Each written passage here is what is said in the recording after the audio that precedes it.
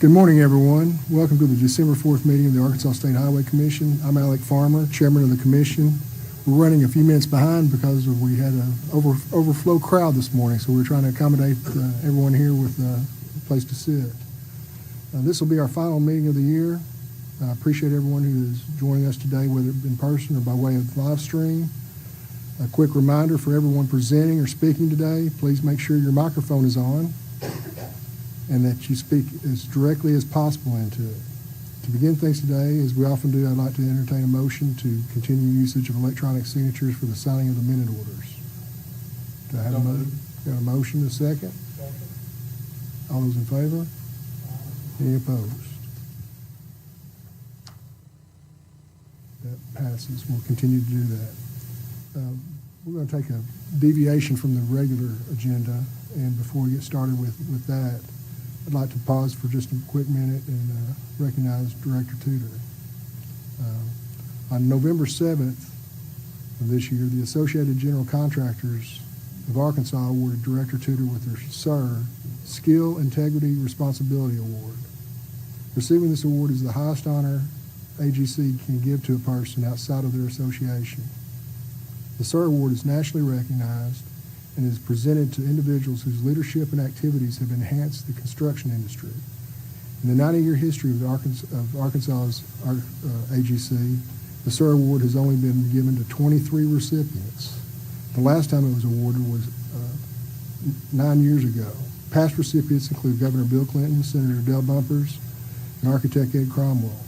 Director Tudor is the first female recipient of the SIR Award. In a statement about this year's award, AGC Arkansas commented that Director Tudor is a visionary leader, role model, and mentor for many. They also highlighted that she has been a champion for innovation and technology and has embraced new methods and tools to improve efficiency and safety. Director Tudor was nominated by Don Weaver, President of Weaver Bailey Contractors. We're proud of her accomplishments and would like to take this moment to congratulate her for attaining this prestigious award.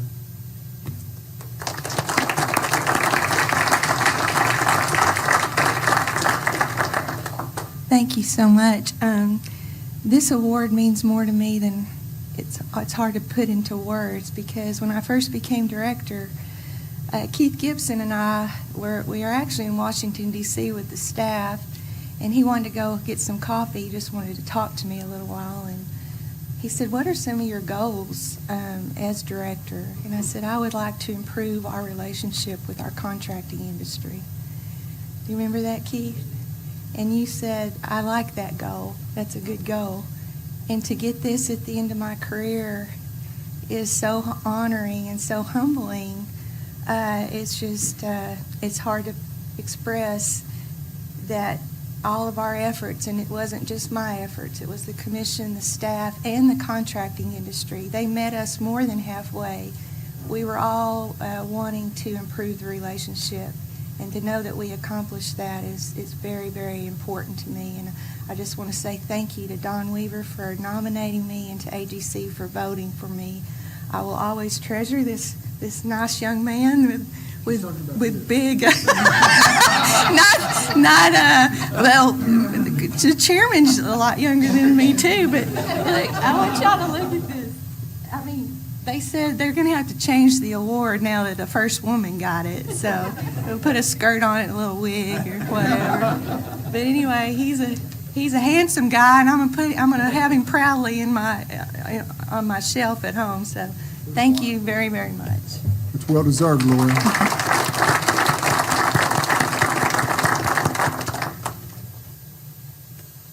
All right. Next up, I'd like to the minutes of the October 2nd, 2024 meeting. So, okay, got a motion. Do I hear a second? Second. Any discussion or any changes? All those in favor signify by saying aye. Aye. Any opposed? That carries. Now, consideration of the minute orders. Again, if you have any questions about the minute orders, please ask to be recognized. I'll now ask Dave Parker, our Public Information Officer, to read the minute orders. Okay, thank you, Mr. Chairman. Minute Order 1, as always, simply approves the actions of the purchasing committee. Minute Order 2, this minute order gives authorization to promulgate or make public the amended Rule 21, overweight vehicles carrying forestry equipment, and to submit to the Administration Rules and Regulations Subcommittee of the Arkansas Legislative Council for its review and approval.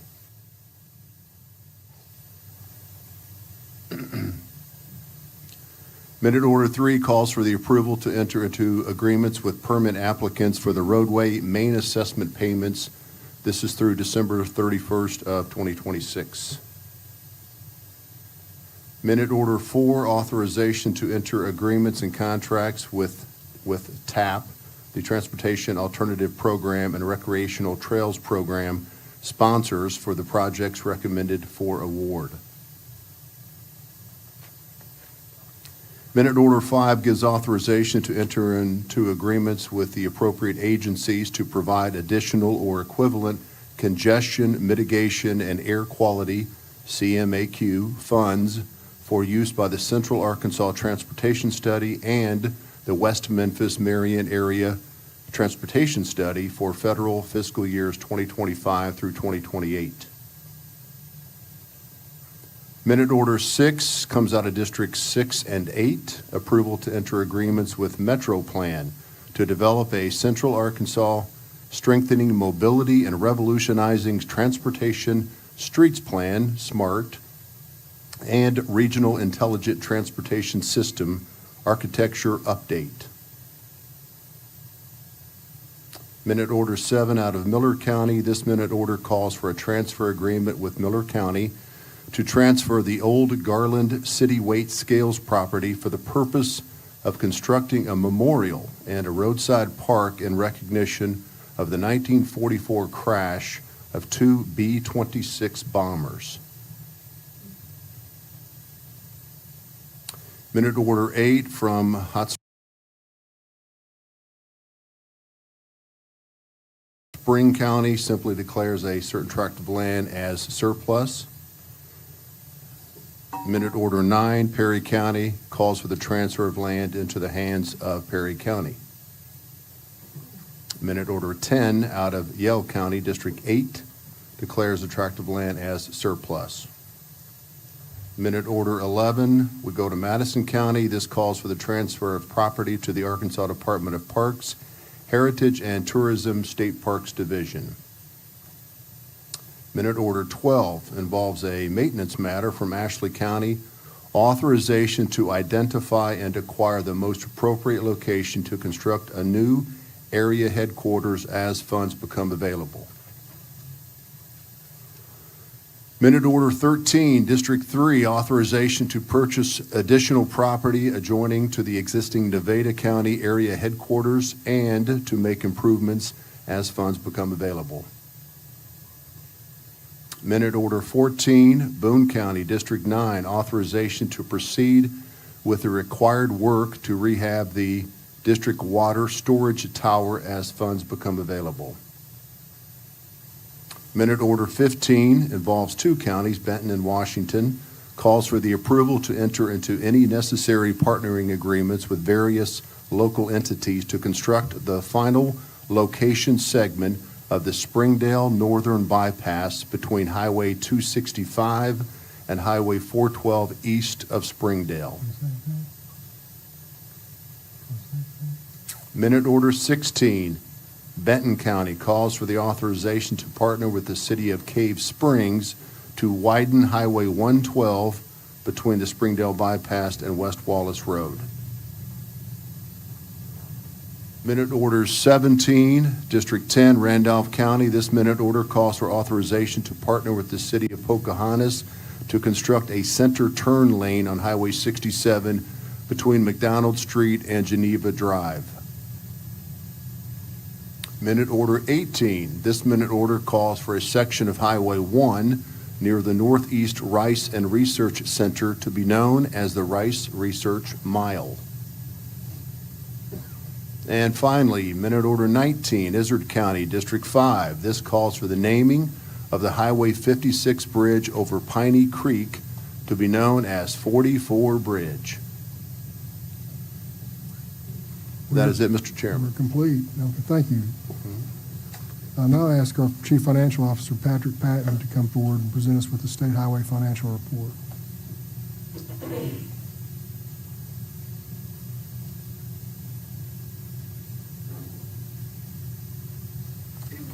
Good morning.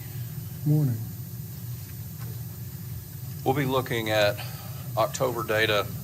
November wasn't ready with the meeting being so early in the month, so we'll be looking at the October numbers. The first slide, we look at our operating expenses budgeted versus actual by budget category. So you'll see it for the director, chief admin, et cetera. Overall, we're tracking, as expected. Overall, we're 12.6 million under budgeted versus actual expenses. The second slide slices it a little differently by operational category. Our standard maintenance operations, admin, and budgeted construction. Same outcome, down 12.6 million versus budgeted, actual versus budgeted for October through October. Now we'll look at our actual revenue, October versus October, so year over year. Motor fuel's down about 11.2 million. Everything else is fairly flat, which results in about a 9.5 million below October of last year. Part of that is due to a settlement with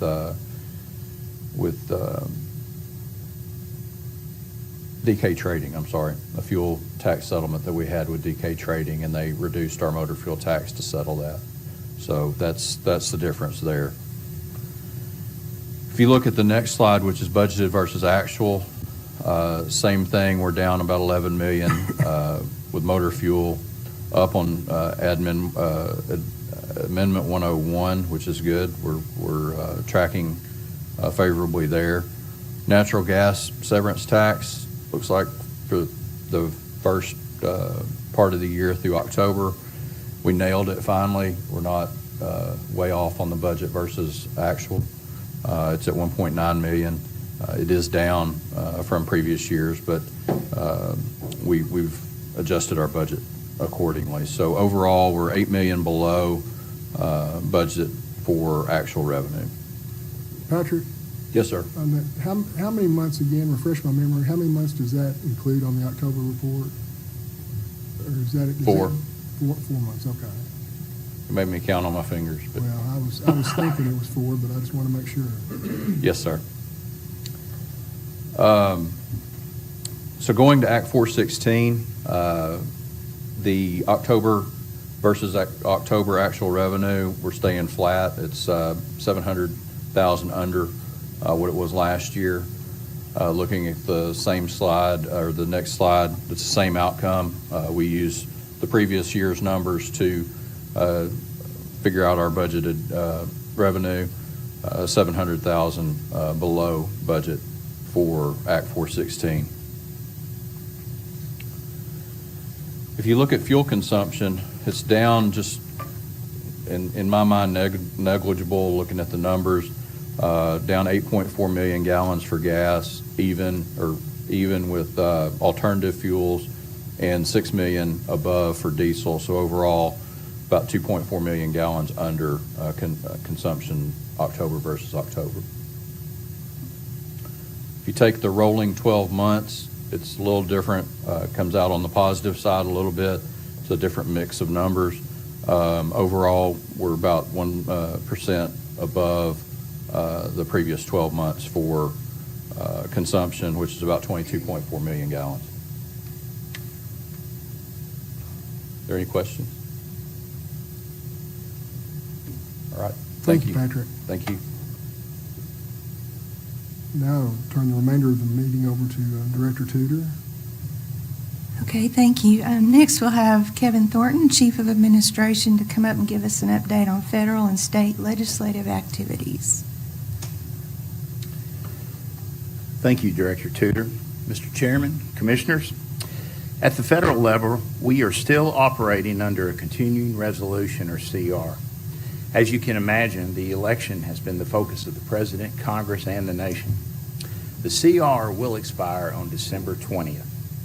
By that time, Congress will need to pass another CR or pass a full year's appropriation bill if the government was to continue to fully operate. So, we will know how Congress elects to proceed in a couple of weeks from now.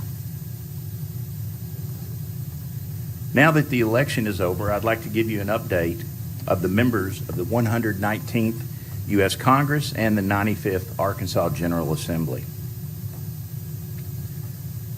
With respect to the election at the federal level, all of the Arkansas's incumbent U.S. House members won re-election. As a reminder, neither of our senators were up for re-election, so Arkansas's federal delegation remains the same as they were before the election. And now that we know that the Republicans held control of the House and took control of the Senate, we will be watching closely to see who is appointed to key committee positions, such as the chairs of the full committee and chairs of the subcommittees. Another federal update I would like to share with you pertains to a grant application we submitted for the Highway 49 Helena Bridge. Last December, the Federal Highway Administration opened a notice of funding opportunity under the Bridge Investment Program. We applied for a rehabilitation project on the Highway 49 Helena Bridge with the Mississippi Department of Transportation. This bridge is currently rated as poor condition. We have recently been notified that we were awarded a $44 million grant, which will allow us to make structural and general repairs to the bridge. The work is expected to extend the life of the bridge for at least 25 years. The total project cost is estimated to be $57 million, and we will split the remaining cost with Mississippi. The application was strongly supported by Senator Bozeman, Senator Cotton, and Congressman Crawford. We greatly appreciate their support in winning this funding for this important project. Turning our attention to the state level, work for the 2025 general session is underway. In October, our biennium budget was passed out of the pre-session budget hearings. And looking ahead at some of the key dates of the general session, it will begin on Monday, January 13th. The deadline to file constitutional amendments is February the 12th. Appropriation bills must be filed by March 3rd. And currently, the last day of the session is scheduled to be March 14th. When we look at the changes in the state General Assembly from the election, we see that one position in the Senate changed and 13 positions in the House changed. In the Senate, Senator Linda Chesterfield chose not to run for re-election, and she was succeeded by a current member of the House, Representative Jamie Scott. We also, at this time, know the makeup of the Senate Transportation, Technology, and Legislative Affairs Committee. Senator Ricky Hill will be the chair, and Senator Jonathan Dismain will be the vice chair. The other members are shown on the slide. In the House, the 13 outgoing members are shown on this slide. A large majority of these chose not to run for re-election. And the new members are shown on this slide. We are reaching out to these individuals to meet with them and to introduce ourselves to them and introduce the department to them as well. Kevin, Yes. in years past, we've had kind of an orientation out here for new members Yes. and existing members that want to come. Are we planning on doing that or continuing to do that? We are. It's we're looking in January, middle of January, to have that same type session to offer that orientation for any legislators who wish to attend. And we plan to set it up the way we did before with the, You've gotten real positive feedback from that, haven't you? very much. Yes. Kevin, Yes. Do we get these slides? Yes, we can, I mean, they're not in our minutes, I mean, in our agenda or anything, right? that's correct. Is that, Yeah, we can certainly yeah. provide that to you. I'd like to. A lot of these people, I hear their name, but I don't know what they look like, and it'd be good to Name be was- able to recognize them, I guess, sometime whenever we see them. Absolutely, we'll be sure to get that to you. Yes, sir. And next, we have the House Public Transportation Committee. The Speaker designate of the House has not announced who will be the chair and vice chair. We expect to hear who will hold these positions when the session begins. By the way, the chair and vice chair will be selected from the individuals that you see on the screen. We're looking forward to working with each member of the 95th General Assembly. Director Tudor, that concludes my report. Thank you, Kevin. Next, Crystal Woods will come up. She's our Assistant Chief of Administration, give you an update on the efficiency review recommendation implementation.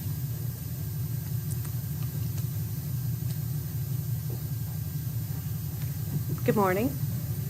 I'm happy to be with you this morning to share two of the most noteworthy examples of the progress we made in October and November. Recommendation number 3, under the portfolio planning category, said that we should publish the status of construction projects and maintenance activities. As you know, we've been working with Garver to develop a dashboard for this purpose. We finished soliciting input from our key ARDOT staff members and stakeholders regarding how the information should be presented to the public. Garver is now finalizing all the data connections and the information into a draft dashboard for final approval. We're working very hard to be able to show you that final dashboard at your next commission meeting. Recommendation number 10, under the information technology category, said we should implement midterm IT initiatives that can optimize business operations. So I'm happy to report that this recommendation is now complete. Over the last year or so, we inventoried all of our applications and databases. We developed a scoring system based on relevance, risk, and cost of ownership. We identified the target state for each one, and then we used a phased approach for migration. So what that actually means is that using a standardized approach, we decided whether to retain each application or database as it currently is, whether we needed to eliminate it or re-engineer it or migrate it to a more modern platform. So on the summary slide, 6 of the 13 recommendations are now complete. 70 of the 90 rules are also now complete. That's a 78% completion rate and a 4% increase since the last commission meeting. And that concludes my report. Any questions? Crystal, looking at the report on the last screen, last slide overall, the construction contractor performance measurement, that one's the lowest at 33%, but that's being beta tested right now. So Number that 3? should jump up. Number 6. Number 6. Oh, number 6. Yes. I'm trying to remember the status of that one. Well, we had a pilot and 6 projects. Oh, and that's we- right. Go ahead. Yes. Yeah, that pilot is complete. Where's Chad? Can you give an update? So, yeah, the pilot's complete, that report's been drafted and for implementation and just. I think with that one, there weren't as many rules to start with, so there may just be 1 or 2 left, but because of the few number of rules, there's not, there's 9 rules and 3 of them are complete, so we have 6 to go. Excellent. Yeah. We really appreciate how much y'all have embraced this process and used it as a great tool for the department. It was great to see where we were and what we needed to do, and these recommendations have been really, really helpful. Yeah. So thank you for that. Yeah, well, hopefully by the next meeting, we'll have even more fully complete. So, thank you.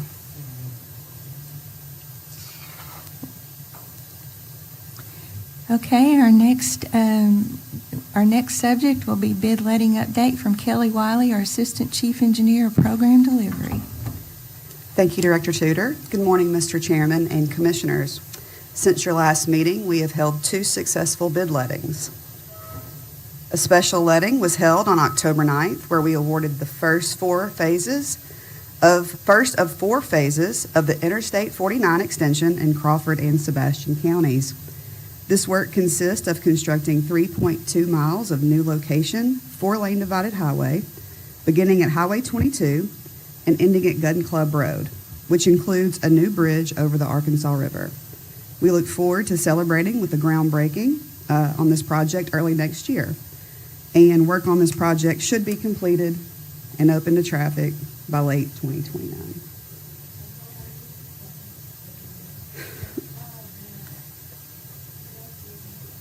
This is yes before the bid letting. There you go.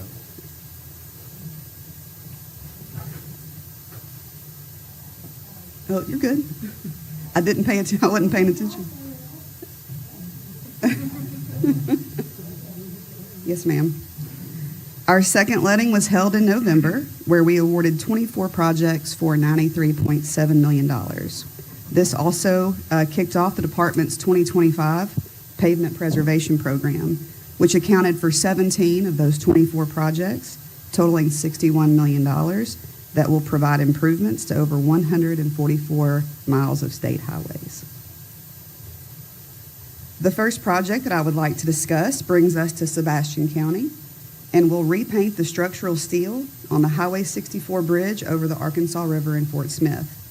This preservation work follows the recent deck improvements that were completed in May of this year. We have partnered with the Oklahoma DOT to split the funding for this project 50-50.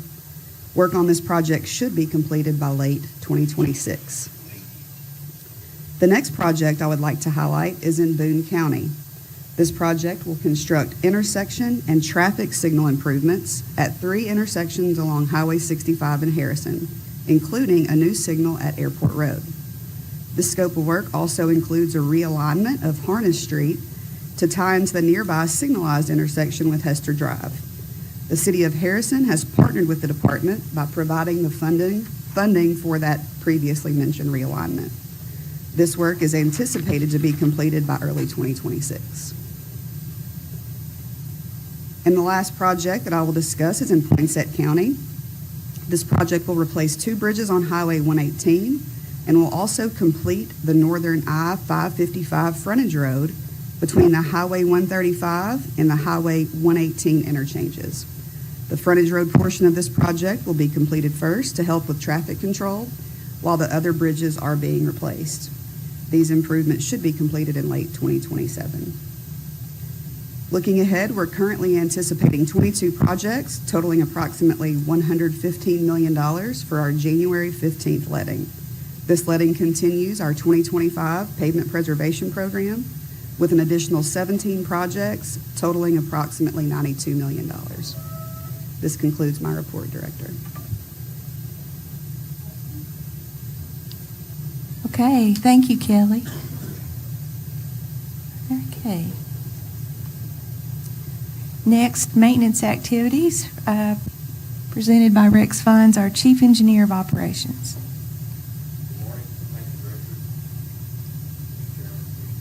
This morning, I'd like to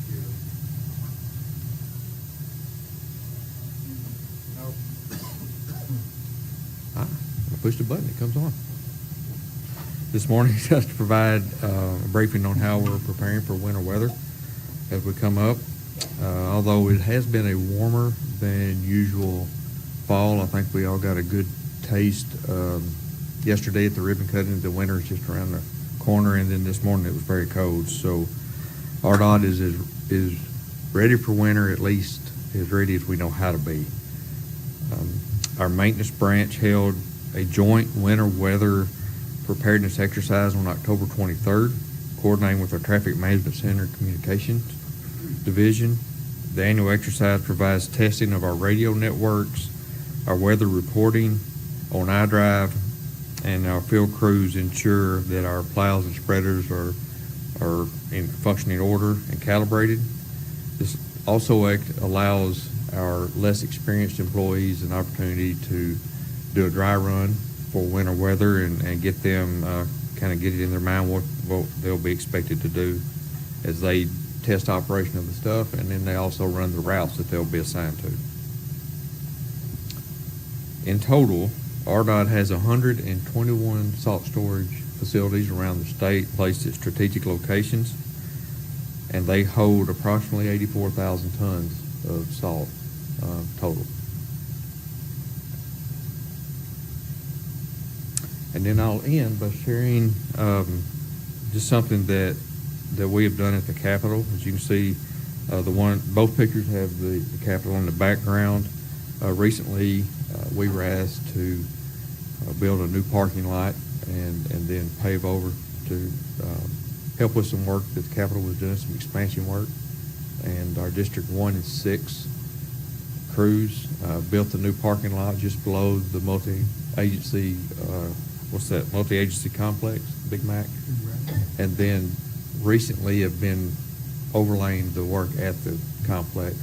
We should finish that up soon. It's almost done, but I wanted to show it off. The picture on the right is in the early stages. It's a very nice asphalt parking lot with steps up to the Big Mac, but these guys have done a great job, and I kind of wanted to show them off. So they should be finishing up, I believe, next week. With that. And then lastly, many of our reports to the commission, we have spoken about safety measures we've taken to protect the traveling public and our workers. Unfortunately, our work areas are still dangerous, and we continue to work on improving that. However, this morning I'm very sad to report to the commission on 2 recent incidents concerning 2 of our maintenance employees.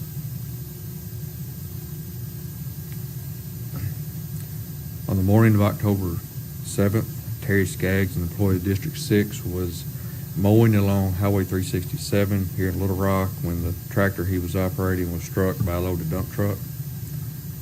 He is currently hospitalized and in a stabilized condition and is showing signs of improvement. And he and his family have a long road of recovery ahead of them. In addition, on the morning of November 26th, Brandon Jones, an employee of District 3 bridge crew, was assisting in the removal of a lane closure, and Mr. Jones fell and was struck by a work vehicle, resulting in his passing. Mr. Jones' funeral was held yesterday. I would just ask each of you to remember them and their families as they go through, as Mr. Skaggs go through the arduous time of recovery, and as Mr. Jones and his family and friends mourn his loss. Director, that concludes my report. Unless there's some questions. Thank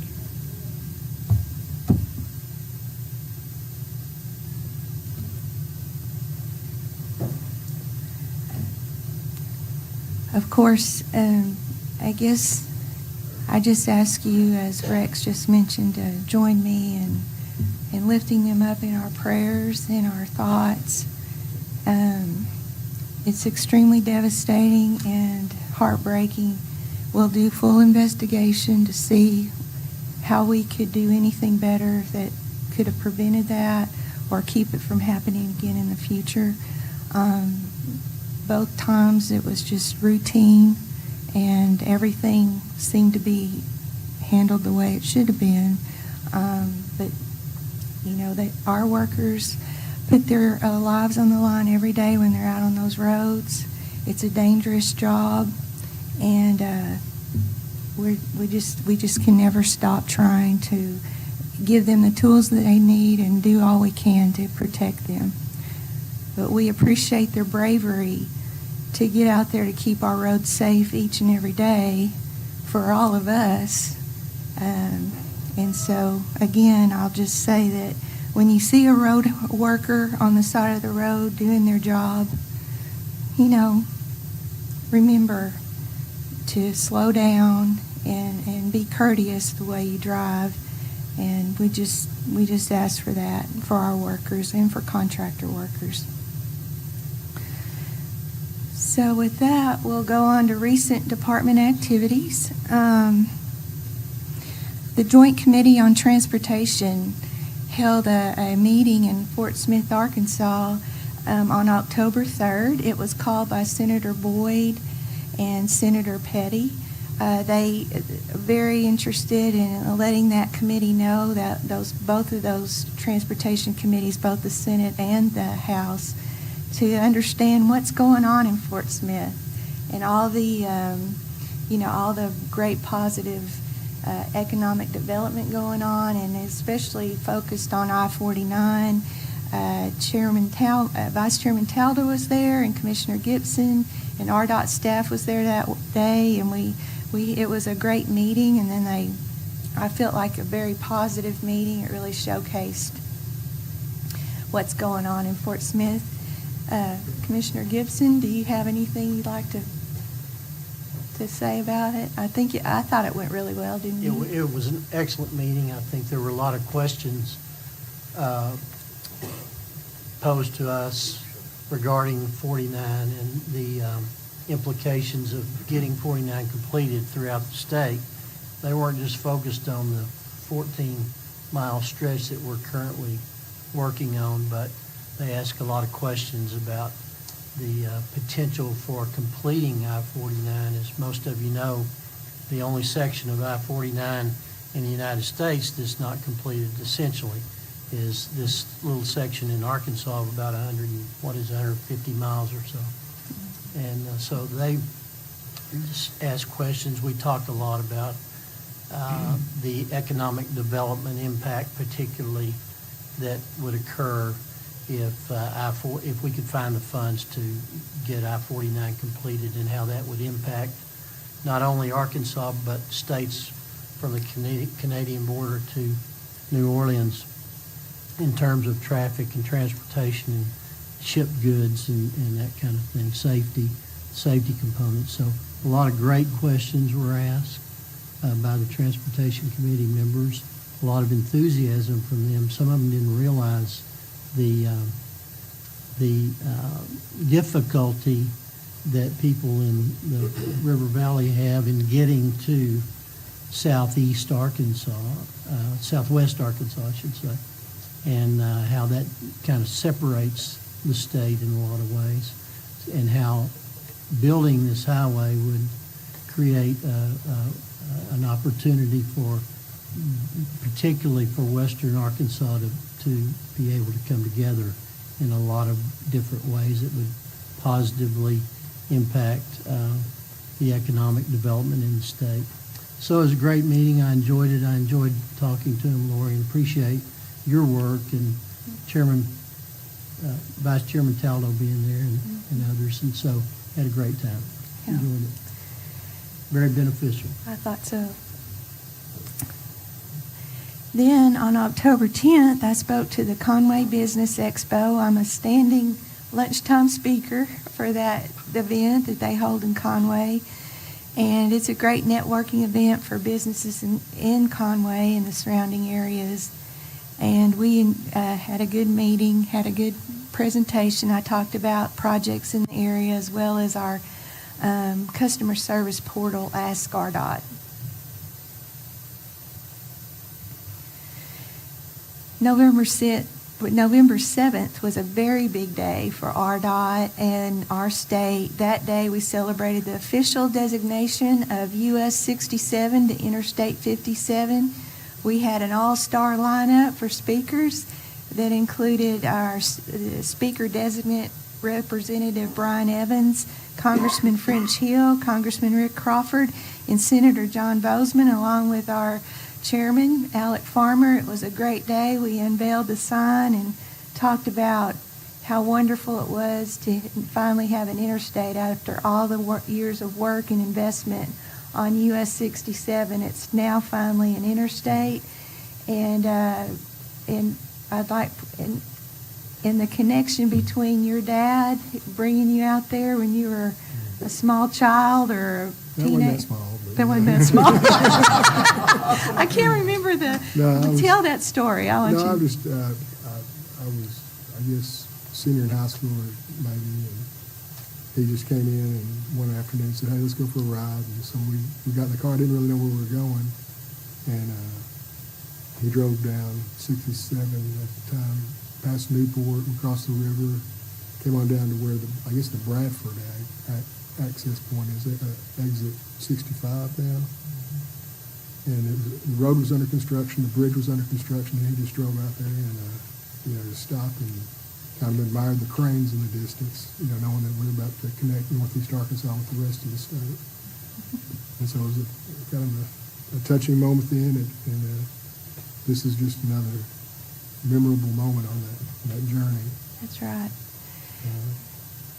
And a particular shout out to Vivian Wong from FHWA. She was there, but it takes Federal Highway Administration and the congressional delegation to get these things done. So without their support at the federal level, Act of Congress. Act of Congress, an act of the Federal Highway That's Administration. right, Act of Federal Highways. So. Yeah. And someone asked me how we got it done so quick, and I said, first you build an interstate quality highway 122 miles. That's your first step. That's right. And then the rest is easy. Yeah. So, Yeah. I've got a little video here I'm going to show you to kind of recap the event.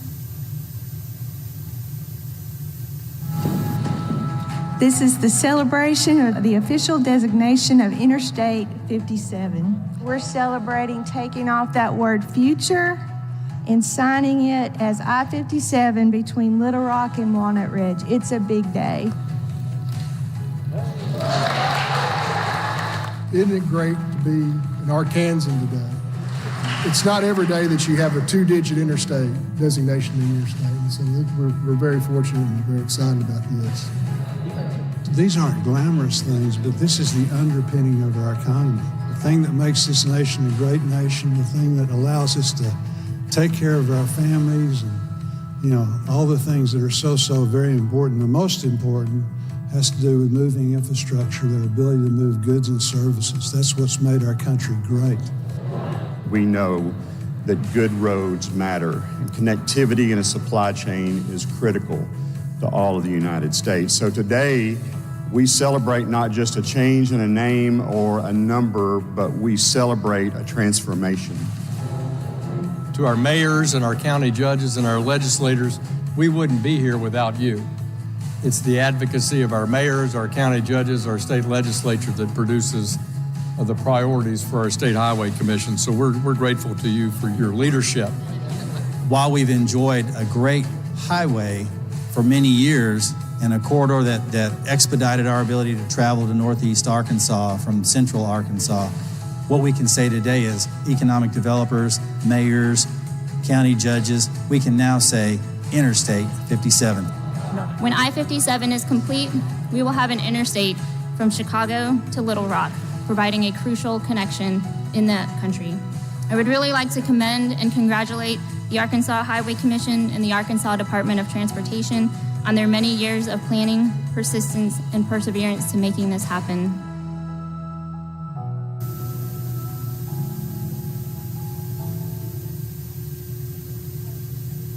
I have not seen that. I feel like, Tim? Okay. Well, thank you for such a great video. He does a great job for us. Really well done. Thank you. And I thought it just put it all together in a nutshell, how important and how exciting that event was that day. So following that, designation Interstate 57, we broke ground on the first segment of what we needed to do to fill the gap to make it a complete interstate all the way up to the Missouri line with the Corning bypass groundbreaking celebration. We had Representative Jeremy Wooldridge and Senator Blake Johnson that spoke there that day, along with Chairman Farmer. And again, this would not have been possible without Senator Bozeman and Congressman Crawford. They worked really hard. We were able to get that line, the preferred alternative in place, and get money in place for it. So it was very well attended, and it just felt like the joy and the celebration of that day came through in these photos. So it was just a great day. On November 18th, Vice Chairman Taldo spoke to the Springdale Rotary Club and updated them on the status of Northwest Arkansas projects. And I can see that they're very, very intent on knowing about what was coming up. Chairman, Vice Chairman, did you have a good meeting that day? We had a great meeting. Everything And our staff had been well prepared and set me up with some excellent slides. They came up to help me, and that kind of made it run a lot smoother. And the best part about it is we ran up to right at 1 o'clock, so we didn't have time for many questions.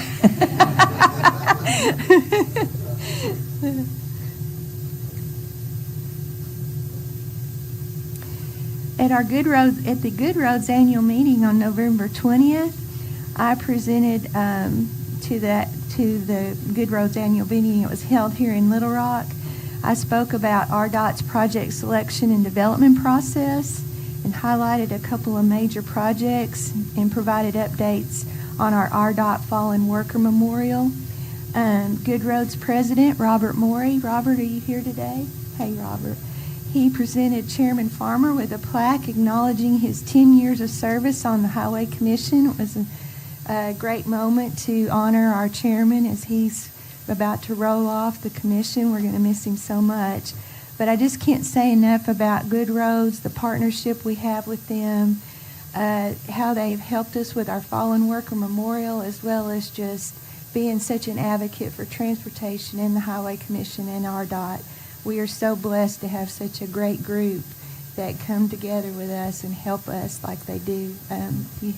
Well, I'll just say that, Arkansas Good Roads Foundation has been in existence a long time. My father was a member of that years ago. And there's some years that I can't really speak to, but I've never seen the organization as active, as productive, as helpful as it is right now under the current leadership. Appreciate you guys very, very much. So yesterday was the 30 Crossing ribbon cutting. What a great event that was. It was just, it exceeded all my expectations. Parker and his crew put that together. I just thought it went really, really well. We had a great lineup of folks that were talked about the project. I learned about the project just hearing some of those speakers. We had Patrick Schick, the son of former Commissioner Tom Schick. It just was fitting that he would be there because Commissioner Schick was such an advocate for that project and made sure that we found the funding for it to get it off the ground and got it going. And then, of course, Commissioner Holder took that and has kept it going since she became commissioner in his place. Dean Campuris, North Little Rock Mayor Terry Hardwick, Little Rock Mayor Frank Scott, and Senator Linda Chesterfield, and again, Vivian Wong from Federal Highway Administration. We just had a great day, had some great speeches, and then we cut the ribbon on the biggest project we've ever done, our first design-build project. And I made a terrible mistake yesterday. I forgot to thank Garver and Jerry Holder. Are y'all here today? Anybody from Garver? They did. Okay, y'all did those wonderful challenge coins and the cookies, and I know there's also, you've put together a video that I'm going to show you a little clip of it, but it's about a 10-minute video, so y'all need to go out to their website and watch the video when you have some time, but I'm going to show you a little snippet of that right now. But Garver, of course, they just helped us through the design-build process, getting that framework set up. They have been such a great partner to the department in helping us be successful in this achievement of the 30 Crossing project. And also they were so generous to come in and help us celebrate in style. So thank you again for that, and I'll show you this video.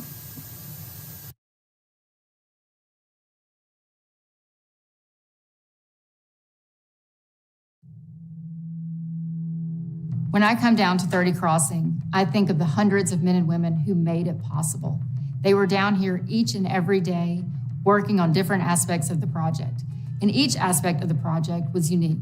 It was complex from an engineering standpoint, and to be able to do that efficiently, safely, in 4 years, it's just amazing. And I hope each and every one of those men and women takes pride in the work that they have given over to the people of Arkansas.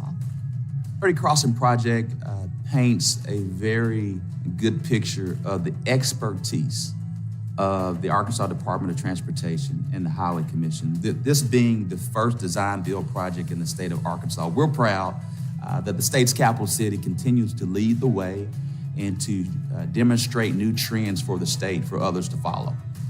What we want to do is make it easier to get Simmons Arena from wherever you're coming from. Dickey Stevens Park, wherever you're coming from. Our downtown Argenta, from wherever you're coming from. And our new conference center that's probably going to be built in the next year and a half. Wherever you're coming from, we want to make it more comfortable, more inviting, easier to get to, safer, and without a doubt, the 30 Crossings is doing all of the above. Everybody worked together to come up with a solution for the good of the job. And, you know, there wasn't an ARDOT camp and a KMC camp and a subcontractor camp or anything like that. I tell you, if you walked into a room on this project, it'd be hard to tell who worked for who because everybody worked together and made decisions for the good of the project. So very good collaboration on this job. It's actually been 10 years. I was the project manager on the project for the last 10 years, and you know, to drive down the corridor, it's a very rewarding feeling to look at how it functions, and it's exciting. I mean, it's one of those things as an engineer that, you know, I don't know that I can really explain to everybody, but it's a feeling of accomplishment. Well, I've always said that one of the greatest things about being a civil engineer is that you get to do things that people use. The biggest impact up until this point in my career was I got to design I-49 from the tunnel all the way up to Fayetteville. And then I got to watch my kids drive to college up there. I remember planning that out and being up there and saying, this is going to be one of the most beautiful drives in Arkansas. And it was the same thing with 30 Crossing. As we were putting that together, we were saying, this is going to transform downtown Little Rock. We're going to open this place up. It's not going to have those cloverleaf mounds of dirt down there. But I have to tell you, visualizing it from an engineering standpoint on paper, and even the 3D modeling that we did, it looks better than I thought it was going to. With any project of this size and scale, there are always going to be challenges. But the teamwork shown by the stakeholders is what made this project a success. We were able to come in under the timeline, and that's a wonderful gift for the people of Arkansas.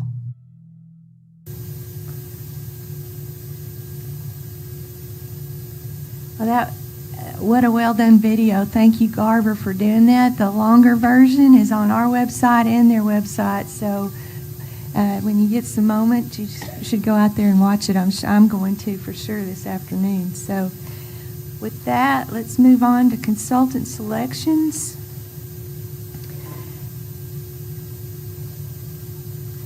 Minute Order 2015-17 approved on March 15, 2015, authorized the department to request proposals and enter into any necessary contracts for environmental services in accordance with state and federal laws.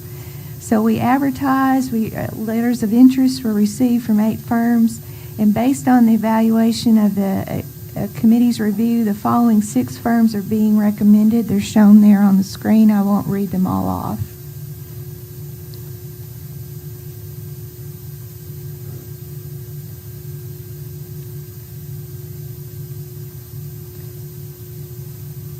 Next, we have On-Call Cultural Resources consultant selection. Minute Order 2015-17, also approved March 2015, authorized us to go out for proposals and enter into any necessary contracts for environmental services in accordance with state and federal laws. We received letters of interest from 14 firms. We're recommending in going into negotiations with the 7 firms shown there on the list.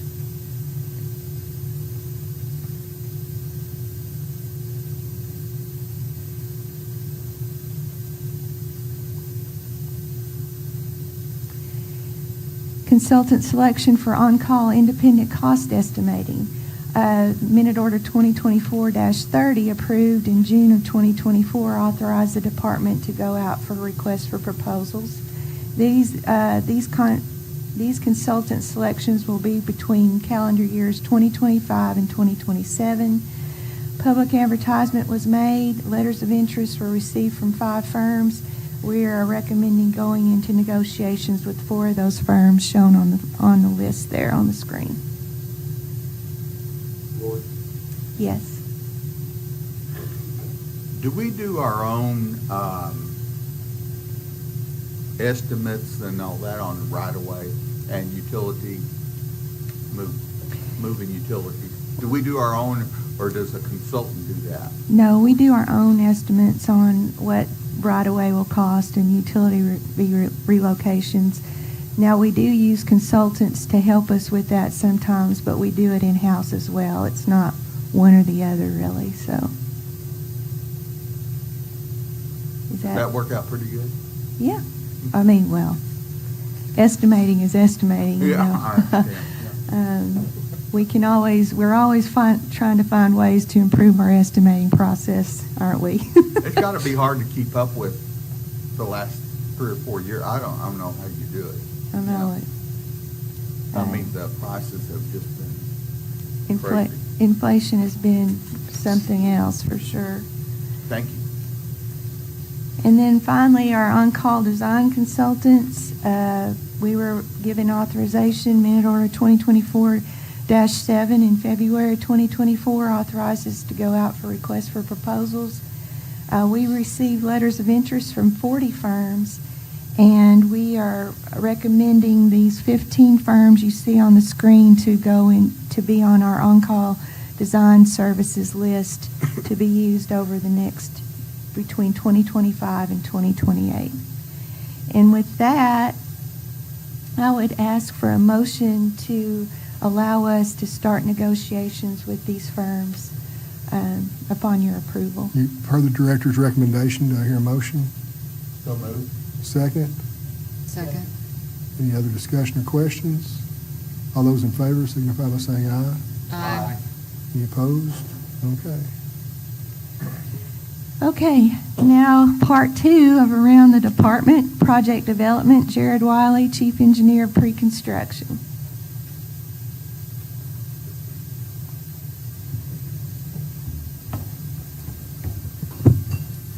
Thank you, Director. Back in August, we talked about, covered part 1 or the first half of our project development process that our staff undertakes on any project that requires us to acquire property to build. So today I want to go over part 2 of that process with you. This graphic on the screen highlights our critical milestones that we have to achieve during our process. You'll see it across the bottom of screens as we progress today. All right, just as a quick reminder, we talked about this table last time. We use a table similar to this one to track the progress of each phase of our project development in-house here at the department. This table includes completion percentages for each phase, target dates, end dates, and an estimated duration that we expect the project development time to take. The timeline you see on the screen represents a medium-sized project from our upcoming STIP. So today I want to cover the last 4 phases in that project development process: the parcel surveys phase, right-of-way acquisition, utility relocation, and bid lettings. And we'll also talk a little bit about construction. But before I dive into those, I want to tell you about an innovation that we've developed around here that we're especially proud of. Roadway Design, under the leadership of our Assistant Chief Engineer for Design, Mike Fugit, began building a 3D visualization team recently to help us better convey what our projects will look like in the real world to the people that we serve. This team creates some really fantastic visualizations by utilizing the same rendering technologies that they use to build video games and CGI movies. What results is a photorealistic rendering of our 3D engineered models that our engineers in-house do and build. And so we're proud of what they've been able to accomplish. The clip I want to show you was put together to show the public how our upcoming project on Highway 112 in Cave Springs will impact a neighborhood. There are some concerns from the community that maybe an errant vehicle could leave the roadway and and slide up the embankment and end up in somebody's backyard. So our team was able to build this visualization to help us alleviate those concerns. So I'll play that for you now. ARDOT Job 090636 will widen Highway 112 from Pleasant Grove Road north to Highway 12. Due to the large number of homes that would be affected by widening this existing segment of Highway 112 and the sharp curves at Southwest Gator Boulevard and Elk Road, ARDOT is proposing to widen the highway on new location behind the St. Valerie Downs neighborhood. This 3D visualization shows the proposed new location section of Highway 112, running behind the St. Valerie Downs neighborhood to the east. Let's see what it would look like to drive this route. This view is heading north on Highway 112, with St. Valerie Downs to the west. The proposed roadway is 2 lanes in each direction, divided by a median. U-turn options are placed intermittently. There is an existing tree line creating a natural buffer to the neighborhood that will remain intact. Additionally, a 45 to 60-foot grassy slope will be established between the neighborhood and the road. Let's turn around and head south. On the southbound side of the highway, you'll see a 5-foot sidewalk. On the northbound side of the highway, plans include a 10-foot shared use path. The new road will be constructed of asphalt pavement, which is quieter than concrete pavement.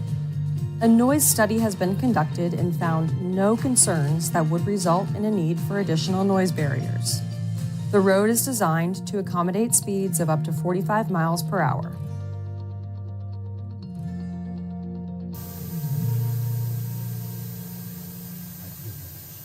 So quite impressive there. We're proud of that group and what they're able to do for us. These visualizations take about a month to develop per project, so it's a pretty good labor, but we think it pays off. Yes, sir. I just wanted to say that it not only helped with the residents there in that area, it helped with the legislators and the other officials. Whenever they saw that, it kind of solved any issues they had or concerns they had with it, and it worked well all the way around. Yes, sir. Y'all did a great job on that. Thank you. We're proud of them for sure. All right, back to our timeline. Our parcel surveys are a critical component along our pathway to project delivery. Now, these parcel surveys, they begin as soon as the design survey work is complete, so they're not typically on our critical path, but we have to have those completed before right-of-way can begin their process. So, parcel surveys are conducted so that we can delineate the land we need to build a highway. This process begins with title research, where an abstractor obtains deeds from the courthouse, and a land surveyor also obtains original surveys, public and private, to help begin that journey. Then we send field crews out to physically go to the property to collect data on the boundaries and to see what's happening out there on the ground. Internally, we have 3 statewide crews dedicated to this operation, and we use 8 consultant crews as well. So our crews are made up of 4 people and are constantly on statewide travel doing this work. We complete between 750 and 1,000 parcel surveys each year. These surveys are grouped by the job, so in total, our surveys division and our consultant teams completes parcel surveys for 40 to 60 projects each year. On the screen, you'll see what an overall project map looks like from a parcel survey. So this map represents the Mayflower Bypass project that was completed a year or so ago. Each circle represents an individual parcel that's going to be impacted by our project. These surveys include all the properties adjacent to the highway. All right, so back on our tracking table, we can see how this process is moving ahead and moving ahead on schedule. Parcel surveys are 100% complete on time. And so now that that's done, right-of-way division steps in and takes over the process. They're made up of 7 different sections with 99 total employees. And they're ultimately tasked with acquiring the land we need to build our projects and overseeing that land after the projects are built. So first, our right-of-way engineering section prepares plans detailing things like access points, remaining property areas, and required right-of-way needed for a project. They also prepare our legal descriptions of the areas that we need to acquire. Next, our appraisals group takes this information and they determine the value of the real property and the related assets on that property. Once the appraisal is completed, we can then begin to acquire property. In 2023, internally, 991 appraisals were completed by our staff, and an additional 250 more were completed by our consultants. So over 1,200 appraisals completed in 2023. Once the valuation of the property needed for construction is complete, the property owner is offered what we call just compensation by one of right-of-way's acquisition agents. Just compensation includes the cost of the property and any severance damages that are attributed to our upcoming project. Our acquisition agent explains the project's impact, and the basis for the compensation value. Then the property owner has a minimum of 30 days to consider our offer and accept it or submit a counteroffer. If we receive a counteroffer, we review that, and at this point we may accept it, we may make a counteroffer ourselves, or we may recommend condemnation if it's deemed appropriate. If a property must be acquired through condemnation, the department sets aside the dollar amount of just compensation with the circuit courts for the landowner. The landowner can obtain that funding anytime, and the landowner also has the opportunity to challenge the value in the courts. Only about 1% of our properties go to condemnation court, so it's not a big percentage, but that process does protect the taxpayer and the landowner there. So contract processing, title review, and closing typically takes about 2.5 to 3 months. In 2023, we acquired about 1,100 property tracts for a total dollar amount of about $55 million. So that speaks to your comment, Mr. Taldo, about that price increasing each year. Right away, I wanted to talk a little bit about this slide. So on the screen, you'll see this is also the Mayflower Bypass project. You'll see some parcel boundaries in green. You'll see red lines representing right-of-way needed to build our project. Tracks 7 and 11 circled on your screen had residents on those tracks. The residence in track 7 was vacant, so they did not need relocation assistance. But on track 11, those 3 residences were inhabited, so we did provide relocation assistance to those landowners. Relocation assistance guarantees a decent, safe, and sanitary replacement dwelling for eligible individuals that are displaced by our highway projects. This also covers businesses, farms, and nonprofits. So our staff works hard to make sure everybody is taken care of when we do come in and impact their residents. Just a quick visual here. This is our Highway 25 extension project west of Conway. Before and after shot, you can see on left the right-of-way needed in red, and on right the completed project and how it interfaces with the landscape there. All right, so checking back on our tracking table, we can see now that the necessary right-of-way has been obtained, and we also see that roadway design is progressing with finalizing their design work and nearing completion, so we're moving ahead right on schedule. Now we need to start to address utilities that will be impacted by the upcoming project. On your screen, you see a picture on top of utility relocations that were going on Highway 5 in Bryant. And really interesting picture on the bottom. There's a sewer line that had to be bored under Highway 71B due to our Bella Vista bypass project a few years ago. They ran into some snags there with their mechanical equipment and ended up having to hand dig that tunnel, foot by foot, picking that out, jackhammers and shovels, carrying that material out in wheelbarrows and buckets and shoring up the tunnel. It took them 8 months to do that work. So these can be quite extensive sometimes. But utility relocation is a very important part of the process. We have 13 individuals in right-of-way that are dedicated to handling that coordination day in and day out. And again, most of that coordination is ongoing. They work with over 400 municipalities and companies each year. And last year, they processed nearly 1,500 permits in addition to working on construction projects. They're currently working on over 450 projects in various stages. Utility relocation can take anywhere from 2 months to a year and a half, depending on the complexities of that work. Another innovation I want to mention to you guys, recently our division head, Kevin White, came to us and said, we'd like to add some utility coordinator positions out in the field that we could oversee here at central office to help us interface with our construction staff, with our construction contractors, to make sure utilities get relocated into the right place at the right time and to document that relocation. So Director Tudor liked that idea. We agreed, and we've hired those staff members. They're being trained now, and they're going to be out in the field in January, starting to help us make progress in that field. So we're excited about that. All right, even though we work hard to minimize delays, I want to show you what happens when delays do ultimately happen sometimes. So in this tracker, roadways finished their work, but utilities we expected to be complete by September of 29, but they're really only 30% complete because of some delays. So we've seen that date shift about 9 months, which causes our letting date to push subsequently 9 months as well.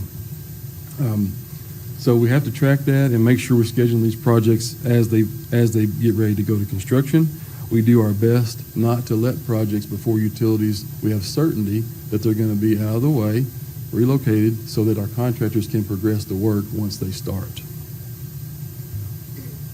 So just a couple of examples. Jared, Yes, sir. I'm sorry, before we get off the utilities, I know that's just one of the hardest things for us to plan for, because you just don't know the complexity of it, the other things that you have to deal with, or that the utility company has to deal with, moving their right of way, and then the construction of it. I know we've got a piece of legislation in our package dealing with that to some degree. Do we have we had much feedback from that? I know it was presented at our Jonesboro meeting, and I think we got some quick feedback from a couple of utility companies. Mm-hmm. So I just wondered where we were with that legislation. We're working I think we have a meeting scheduled with the legislators that are interested in this legislation, along with the representatives from the utility companies, to get their feedback on this legislation.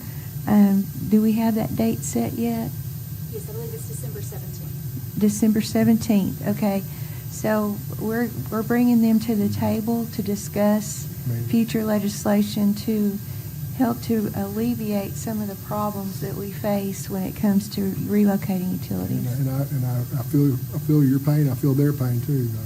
It's just a hard. They can't sit around and budget money for a project that may or may not happen next year. So there's a time frame that they have to work within too. But I know I've sit there and watched a project in Jonesboro, Hilltop 351, that has been going on for years, and it's drug on and drug on because moving the utilities is such a complex thing there at the intersection. So I mean, I hope you can find a meeting of the minds with everybody and get something done to speed this process up, because it would certainly help the public. Mm-hmm. For sure. Yes, sir. Yes, sir. And a few real-world examples. We had a widening project here in Central Arkansas a couple years ago. The utility got relocated, but it wasn't relocated into the proper location. It ended up delaying that project that was under construction about 2 years. In Northeast Arkansas, we had a utility company that changed ownership during our coordination process. That delayed us about 15 months. And then in Northwest Arkansas recently, we had a utility that they declined to move their utility and pursue litigation, and that cost about 3.5 years in total timeline on that project. So these examples are real, and they happen sometimes. And then with the inflation that we've been seeing every year, that just really almost it destroys the bid process in a way. Yes, sir. So, Yeah, it leads to additional costs for sure for the taxpayers as well. All right, so regardless of delays, our program management division, they're constantly monitoring the status of our project development process. I spent 5 years of my career there and learned so much about it during that time. On the left side of your screen, you'll see our 2025 bid letting calendar. Our bid lettings are shown It's hard to see, I know. It's the bid lettings are shown in red. This calendar, though, is built around those bid lettings. So the blue boxes represent our Monday morning staff meetings where our staff gets together. We all sit in the room and we talk about status, challenges. We get an update on all of our projects. We turn page by page and look at those. The light green boxes show the dates that we inform you, the commission, of the projects that we plan to take bids on the upcoming month. And the darker green are when we advertise those projects for construction. Our program management group is constantly managing our federal funding, making sure they use the right funding on the right project at the right time. They run cash forecasting to make sure we can afford to let that project when we want to let it. Once we do have a bid letting finalized, a date finalized, program management works with other divisions in the room to ensure that we have all the things on that checklist that are required to take bids. We need right-of-way certification, utility status certification, our final environmental permits, and what we think that project is going to cost us so we can set up the funding with the Federal Highway Administration. So once these boxes are all checked and all of our major tasks are complete, you can see on the screen, we're ready to take bids. So this is a bid letting timeline. We've talked about everything up to advertisement. When a project's ready, we advertise it for a minimum of 4 weeks. More complex projects may be advertised 8, 12, even 16 weeks. During that time, contractors compile their bids, work with suppliers, coordinate with subcontractors to try to develop a competitive bid. During that time, our contractors also submit questions for clarification on our plans and proposals. Program management coordinates all those answers, and they answer every contractor question before the bid letting. They post those on our website for all to see, so there's a level playing field ensured for everyone. After bids are submitted on letting day, our awards committee does a bid analysis of all those bids. We meet and discuss what we think we should do. We make recommendations to the director to award or reject based on our analysis. After the projects have been awarded, we execute those construction contracts and bonds, and then we're ready to go to construction. In 2024, we awarded 238 projects for $1.3 billion. So, again, now we're all complete, our timeline. Now it's time to build the project. Our construction staff, they do a great job overseeing this work around the state. They're comprised of 500 employees, including those in the central office, and 31 resident engineer offices across our state. Right now, we have 185 active projects going on, totaling $3.4 billion in total construction contract value. These projects can take anywhere from a few months for a small pavement preservation project to multiple years for a complex project. So now that we're under construction, my pre-construction team now shifts to an assistant role. We assist the operations staff in the administration of the project as needed. I want to thank my team, our division heads here, that do a great job of leading this effort. I also want to say thank you to all those hundreds of employees who help that aren't here today. They work hard day in and day out to deliver these projects to make sure they're built to our specifications. We're very proud of them. As I close, I want to play a video, and I'll open up for questions while the video is playing to save time. But this is a drone shot of the Springdale Bypass project that's underway. Emery Sapp & Sons, our contractor, took this drone shot and sent it to us, and I wanted you to see some of it today.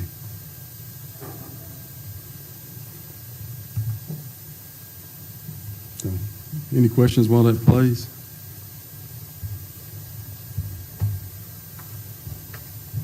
Yeah, Jared, I just wanted to piggyback on what you were saying about the staff. I mean, 185 projects, the biggest project yesterday in our department's history. It's just amazing.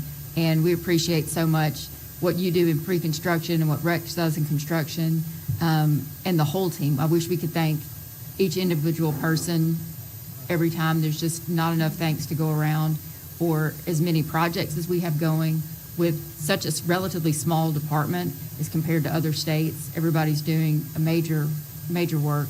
And just for me personally, on 30 Crossing, Kelly Wiley, I mean, that has been the project of her career, and we had everything on the line. You know, the design-build process, and just such a huge project. and her work having the contractor community, stakeholder community, being forward-facing with the public. Just appreciate you so much, Kelly. Thank you for that. It's great. And everyone involved. So, Absolutely. thank you. Thank you. Jared, yesterday we heard, I think maybe Lorie mentioned it, that this project, 30 Crossing project, was completed several months ahead of schedule. What was it, 6 months ahead of schedule? I know people are going to ask, what was it that caused that to happen, and why is that not the norm? Why is that so spectacular to get a project completed early, specifically one as large as that was, when other projects sometimes are 6 or 8 months or a year late? Sure, I think I'll do my best, and I'm going to have to defer to Kelly, but it speaks to the level of involvement we've had with that project from the beginning. Great consultants, great contractors, great ARDOT staff working together. Any problem that arose, they tackled it quickly. And, if you saw that schedule, we showed it on the screen, on the back wall one time. It spans from door to door. So many milestones on that schedule, and they executed it beautifully. How can we, are there things we can do to I don't want to use the word ensure or guarantee, but to encourage that kind of involvement on future projects?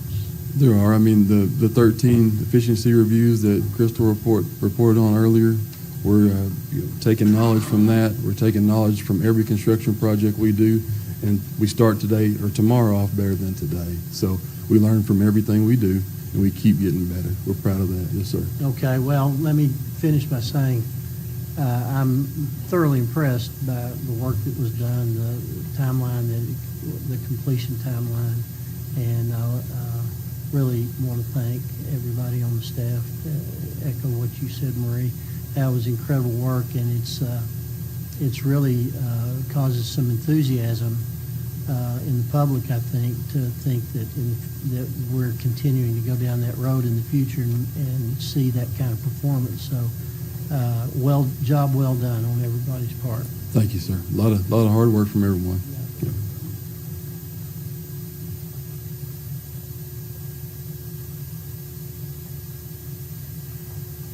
Thank you, Jared.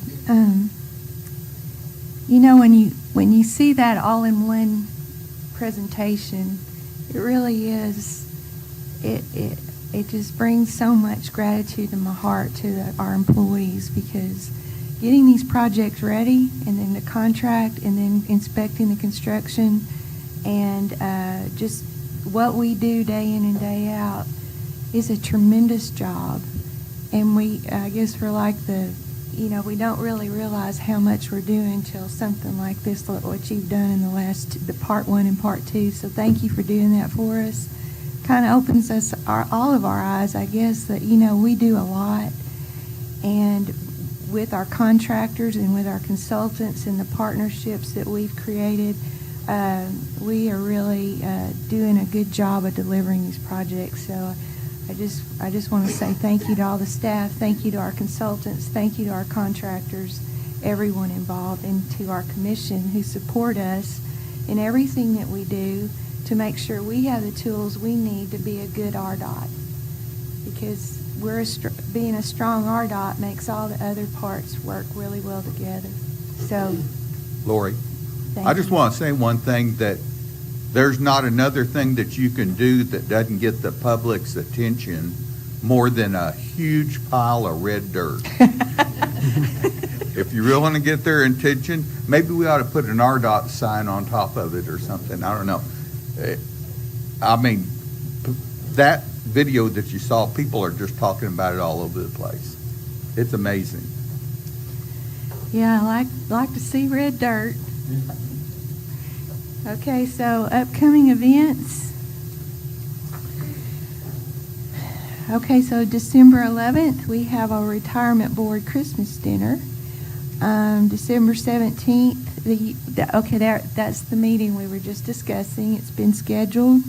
So we'll have that. Vice Chairman Taldo will be you're still planning on coming, right? Okay, good. We'll have the legislators that are interested in this legislation, along with representation from the utility companies. December 18th is the Highway Commission Review and Advisory Subcommittee meeting, and we'll be giving them an update on our projects more than $10 million, on our efficiency review progress, and whatever else they would like to talk about that day. Legislative package, okay. Then it's Christmas. Somebody go buy my gifts for me. I have not done one thing. And then New Year's, and then January 9th and 10th is the AAPA Technical Conference. I'm scheduled to speak, I think, on January 9th, and I'm looking forward to that, getting some PDHs before I retire, because as we all know, I'm retiring on January 10th. So I'm going to spend it. I'm going to spend it on. I'm going to spend it with AAPA, getting PDHs, and talking about partnering with our content. I see Lance back there. You need to take me to lunch, Lance. Some dry chicken and green beans. That's what we'll have. Anyway, it'll be great. That technical conference is always great. And then after that, January 15th is the legislator orientation, like we were talking about earlier. We have a meeting set up with Holly Springs to talk about a project, an intersection project there. Martin Luther King Day holiday. Northwest Arkansas Board of Realtors meeting. You're going to be attending that, Vice Chairman Taldo. They caught me in a weak moment. I guess. And then the Washington briefing is between February 10th and 13th. Some of our staff will be attending that to get up to date on everything going on in Washington. Yes? Tell me a little bit about that. Who conducts that? That's conducted by the American Association of State Highway and Transportation Officials, AASHTO.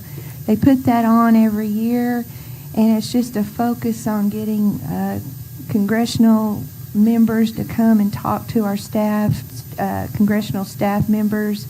We're just talking about all things going on. This year there'll be a lot of discussion about reauthorization, because believe it or not, IIJA is fixing to come to its end, and there'll be a new highway legislation bill and act that will follow.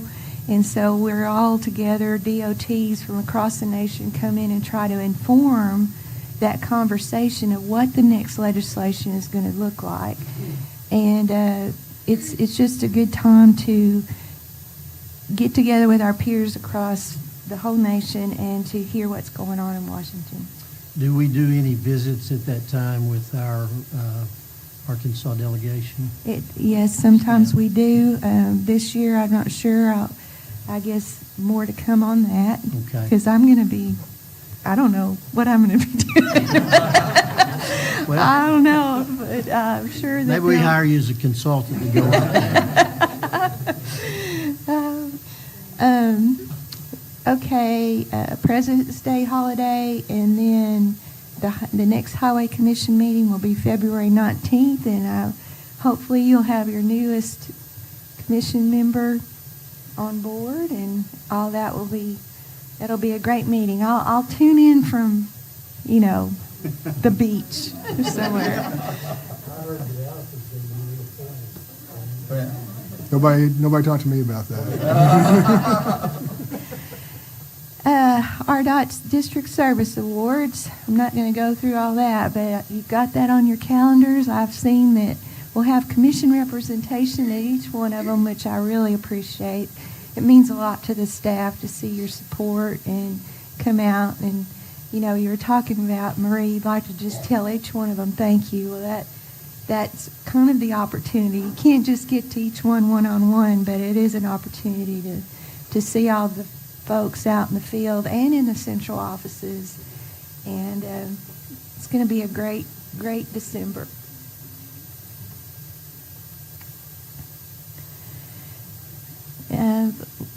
Okay, I need to ask for your approval to submit 2 applications for the fiscal year 2025 RAISE Grant Program.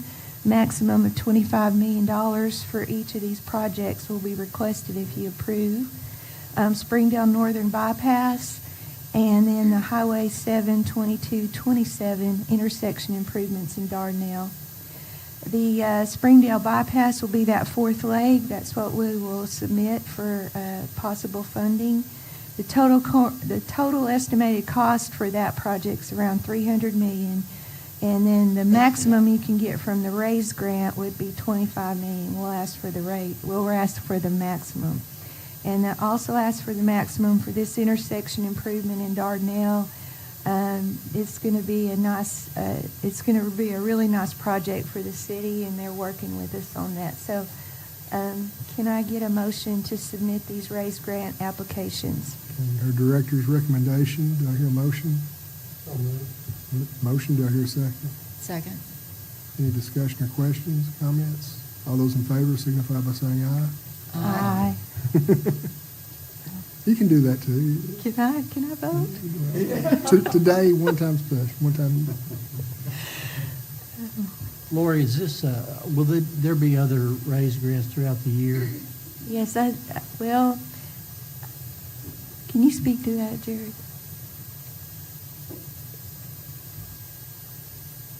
So this is the 2025 RAISE grant, so we expect to see it again in 2026. But a lot of those other larger grants under IIJA, that money's all been doled out, so we don't expect to see any opportunities there next year unless something changes. So these are the I don't mean the way it sounds, these are the only 2 that we'll be applying for in 2025. There may be some bridge grant funding out there that we'll seek, similar to what we got funded for the 55 bridge and the 49 bridge, but Okay. the big grant funding opportunities, there are no more for a little while. Yes, sir. Okay. Danny Keene, our Equipment and Procurement Division Head, is going to come up and give you a report on the auction. Thank you. Good morning.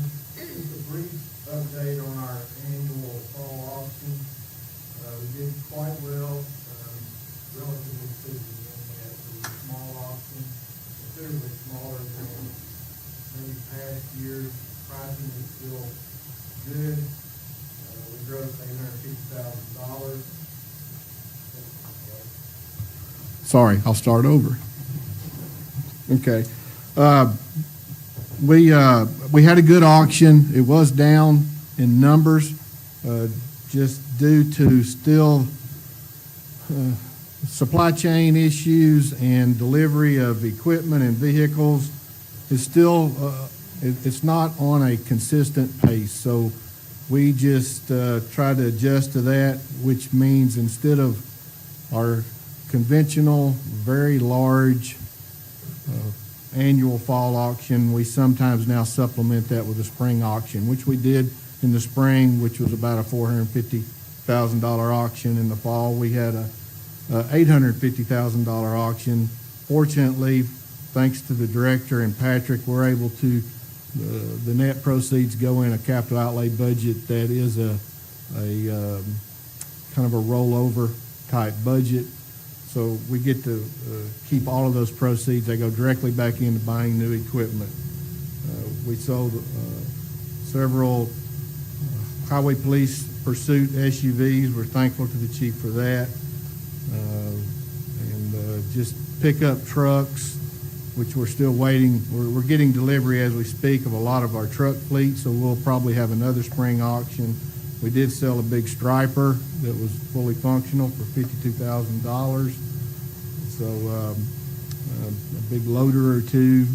It was small, but it was a good auction, and we was another compliment to the staff out there who, throughout the year, they do such a great job with our preventive maintenance program, which people love coming to our auction, and they know that it's one owner.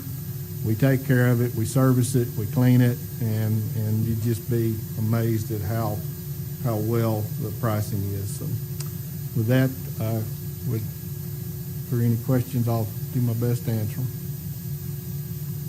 Just want to say, Danny, just seeing the trucks out in the state, Mhm. what a great job y'all do, looking good and maintaining those trucks. And it really gives the public a lot of confidence that we care about details. And if we care about the details on our equipment and the way we take care of our equipment, that translates to the way we take care of our roads and their safety. And so I think that means the world. I've been impressed seeing all the equipment around the state. It just really looks good, and we appreciate everything you do for that. Thank you so much. And it's such a direct reflection of the commitment we've had just over the past several years from the administration to keep our funding up, where our fleet is so much better than what it used to be. And yeah, our folks out in the districts, they take pride and try to keep those things clean and nice and good operating conditions. So thank you so much. Okay. Thank you, Danny. Well, Chairman, that concludes my report. Well, thank you very much. Kick it back to you. All right, well.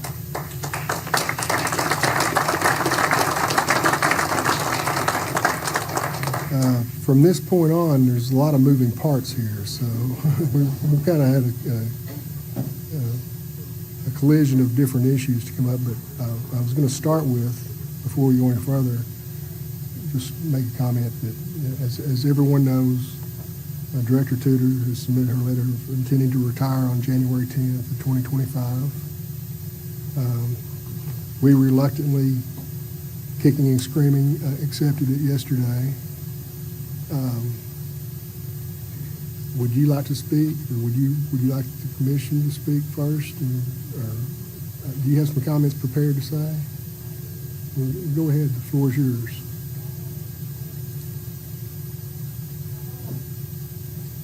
I don't know if your microphone's on. It's time for me to go because I can obviously not operate my equipment today. So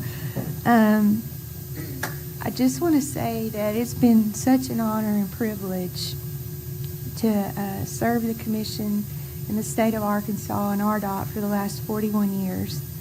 It's been a wonderful and fulfilling career, and I don't regret 1 minute of any of it. You know, a lot of you know my story. I started off, I went back to school. I could have done anything, but I decided to come back to ARDOT, and I have never regretted the decision.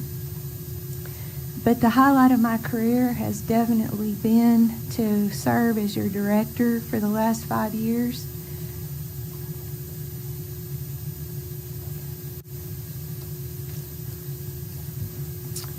And I'm grateful beyond measure to the commission for...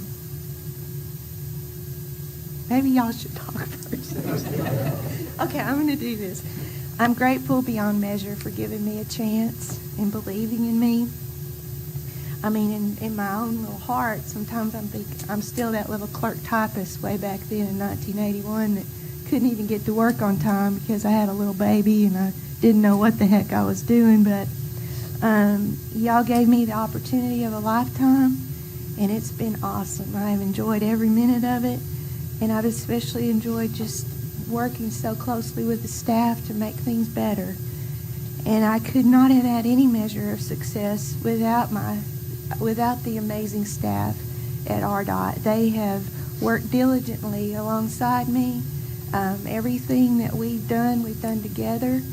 And, you know, if I just can't tell you how much I have relied on them and sought their wisdom and sought their we made decisions together, and we were stronger because of that.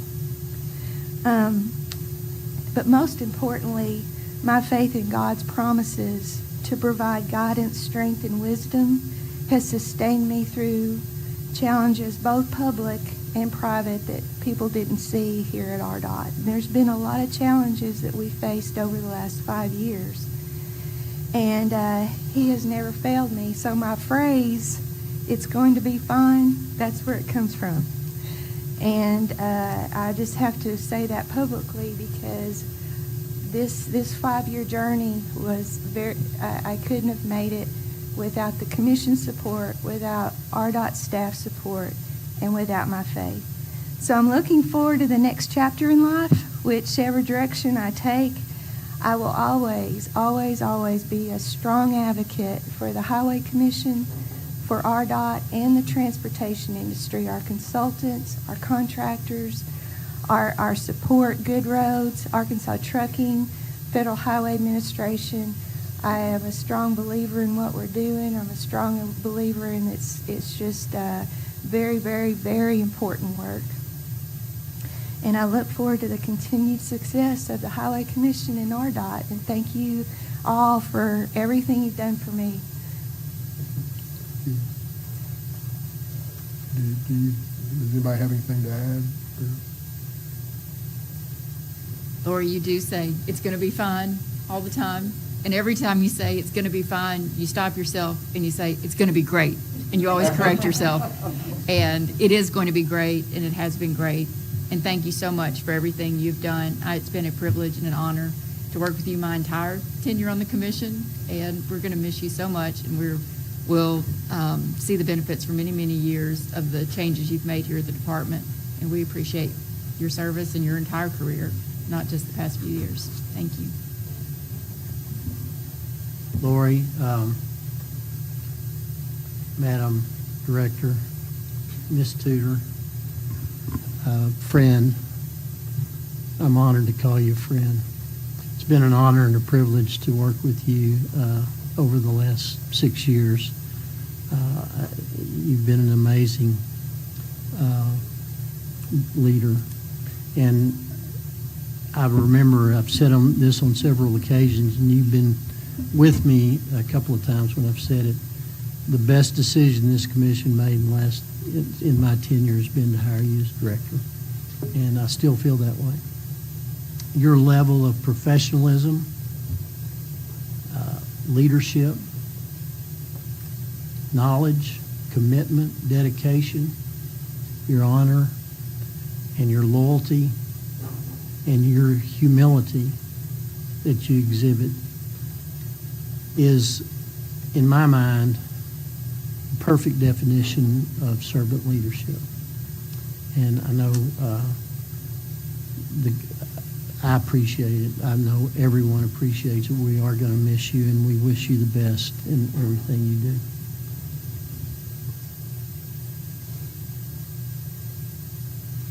How come I have to go after these two all the time? Lorie, I appreciate you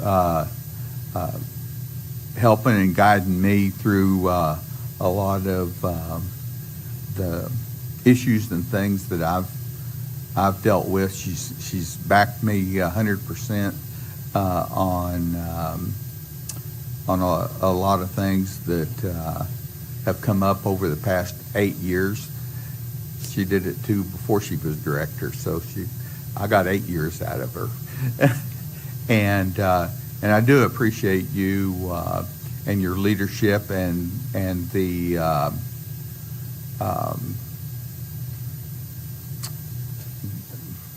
how can I say it? What you given to other ladies in the department and in the state government, and seeing you up at the top of this organization, one of the biggest organizations in the state, third biggest, I guess, is if you count it just by employees, and you've just been a great role model. I know I've got 5 granddaughters, and I grabbed that newspaper today, and I'll show that to them. I said, I know this lady right here, and y'all can do this too. And I appreciate that leadership and being a role model to all these young ladies out there. Well, I'm the least, so I guess I go last except for the chairman. And it's not fair that you're retiring. In my only 2 years, everybody else has a whole lot more years. But you have, from a beginner of trying to learn what goes on in the department, you have been wonderful to me of explaining, as well as the whole staff. It's not fair that you're leaving the job at least to me. It's not fair. But I know that you will have time, you, your husband, family, to do a lot of things that you have put off for a long time. So go, enjoy. I can say everything that everybody else has said, because you have been wonderful, wonderful for this department. To me personally, I'm happy that you're going to get to do those things that you want to do. Well, I'm sure you wanted to do this too, but it's a different attitude. It's a different way of life. So go, enjoy. Remember us every once in a while and drop by or something. I don't know, but good luck in the future. I know that your faith is strong. I know that you're looking for what to do, and may the Lord lead you. So thank you.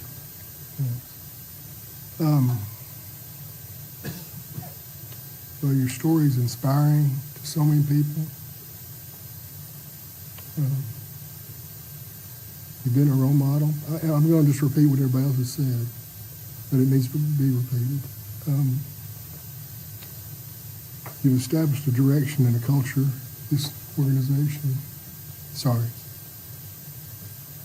that we can build on, and your accomplishments and your legacy will last as long as there's an ARDOT. Appreciate you. Okay, now I handled that. Now the easy stuff, yes. Yeah, no, that's very appropriate.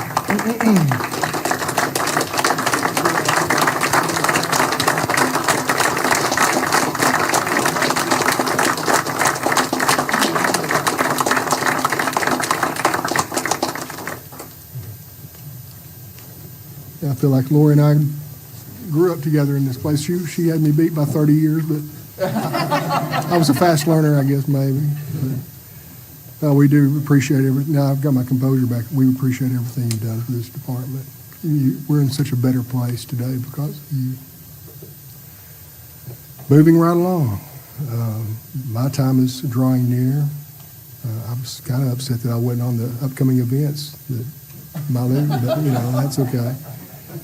No, but it's time to select a new chair, and I would open the floor for a nomination for the chair. Mr. Chairman,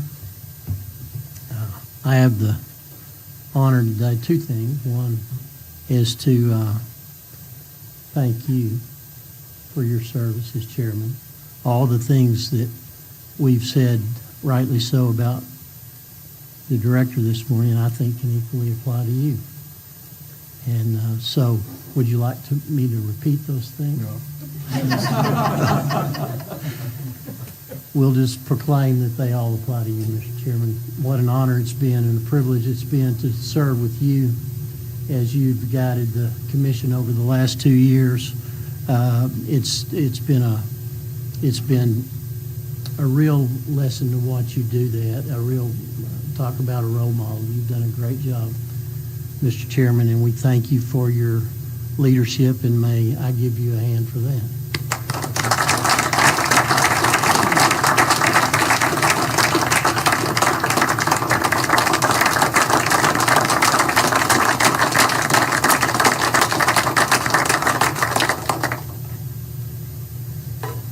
But knowing that this is the process that we move on, I look forward with great excitement to the next 2 years under the man I'm about to nominate for chairman.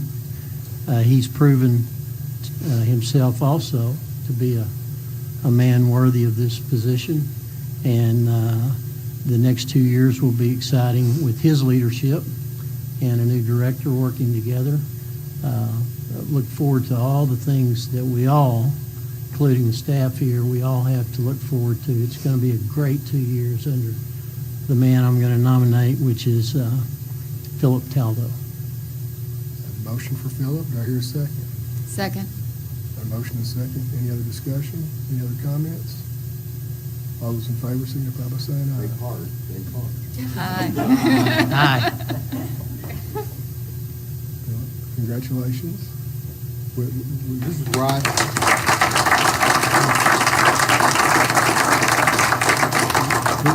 this is where I choke up now, right? Go for it. This is the day to do it. Well, it's quite an honor, and I appreciate the nomination, and I'll, I've got Alec, I've followed him. If I could, I told Lorie this a few months ago. I said, well, if I could just do half of what Alec's done, when I get to that point, I'll be happy. I don't know how he did it all and does it all, and but I'll do. I got this saying I use all the time. I'll do what I can with what I got to work with, and that's what I'll do. And I just feel like I've kind of been put on a spot since we're losing Lorie and Alec both at the same time here. So I will have Lorie for 10 days into my into January. But anyway, all I can say is I'll do the best I can. And I just want to say, known you longer than anybody on the commission. We actually started together on the governor's working group when I was a commissioner, and you were AEDC before you moved over. And you're somebody who'll ask the tough questions. You're a successful, self-made businessman, and understand that while you can't run the government like a business, you can run it more business-like. And you're a big family man. I mean, a big family man. And I think that the way you treat your family, I think, correlates to the ARDOT family. So I'm excited for you. I know you do a great job. Thank you. All right, now we will accept nominations for vice chairman. I nominate Keith Gibson. Keith, got a second? I second that. Got a motion and a second. Any discussion? All those in favor of Keith Gibson serving as vice chair starting January 1st of 2025, signify by saying aye.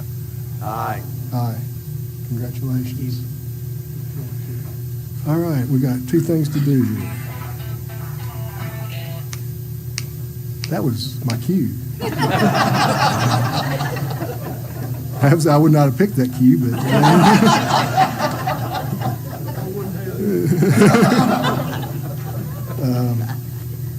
No, I just want to say it's been great.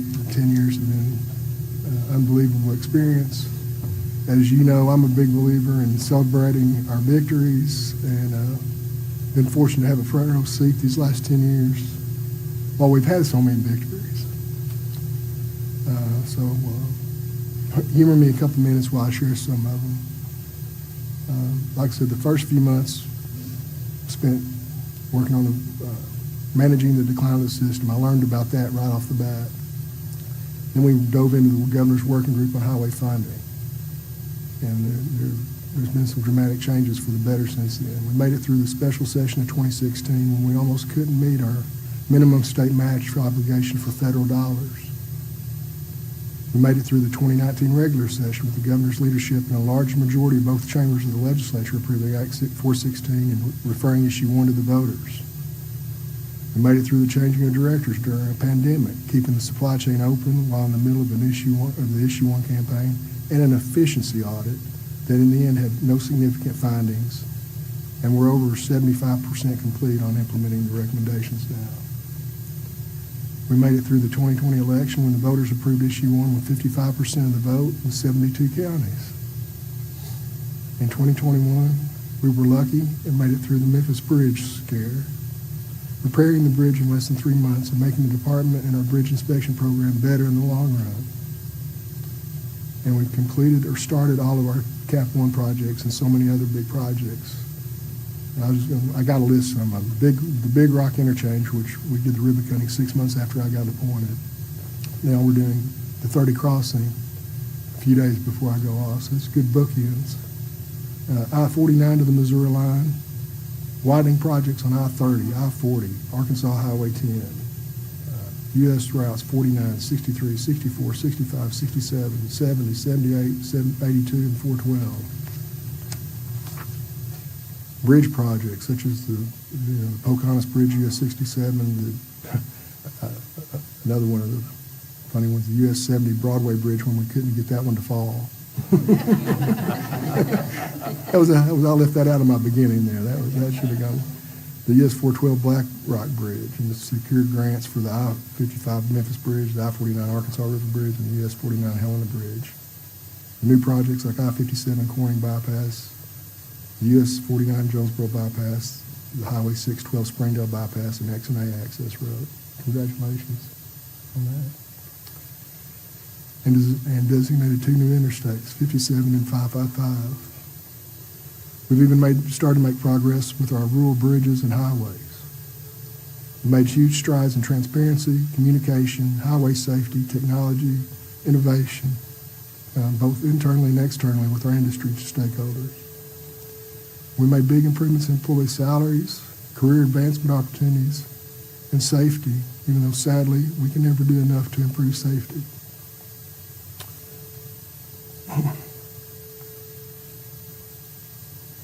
Lots happened, excuse me, the last 10 years, almost all of it good.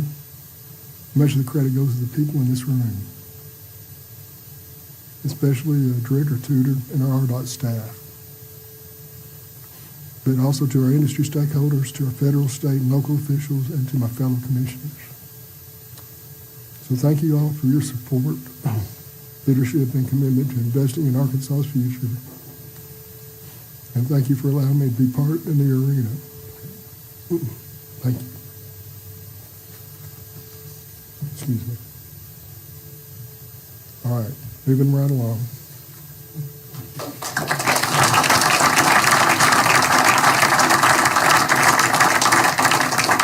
Sorry.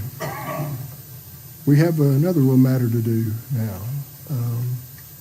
With Lorie stepping down January 10th, we need to find her replacement. And the process started yesterday when we went into executive session to talk to Lorie. We were kind of limited on time, so I would recommend that we go into executive session again for the discussion of Lorie's resignation. You need a motion. I need a motion. Can we hold off on that? Now, here's where it gets a little tricky. I said we were just kind of playing this game. We've got a proclamation we need to read. Oh, okay. Well, I didn't know about that. And then we'll go, and then that. All right. Okay, all right. Sorry. Okay. Whereas 10 years have passed since January 2015, and with their passing will cause to expire in January 2025, your term as member of the Arkansas State Highway Commission, we, the undersigned, your friends and fellow commissioners, those who will miss your comradeship, sound counsel, and words of encouragement, wish for your future the best of everything. We wish to recognize you for your tireless efforts and acclaim your devotion to the service of this commission. Your personal contributions over the past 10 years have promoted progress and economic growth in this great state through sound planning and the application of business principles in the development, construction, and maintenance of overall state highway system. And whereas, because of the imminent loss of the aforementioned knowledge and service to this commission, these members, acting in their best interest, do herewith, through this instrument, serve formal notice that you are hereby directed and expected to continue to serve this commission and the state of Arkansas. Now, therefore, with high esteem, we do hereby bestow upon you ad infinitum the title Commissioner Emeritus.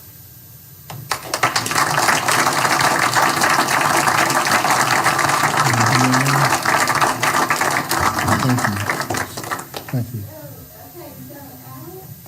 Chairman? Oh, getting my hair. Okay, so you said you wanted a pen. and you did. That's a very big pen. And, Lorie. I thought, well, this is going to be hard to wear. Yeah. But okay, whatever. This is the commission seal we've been given, and he said, I don't want that big old thing. I want a pen. So instead of that, I got you a pen. Awesome.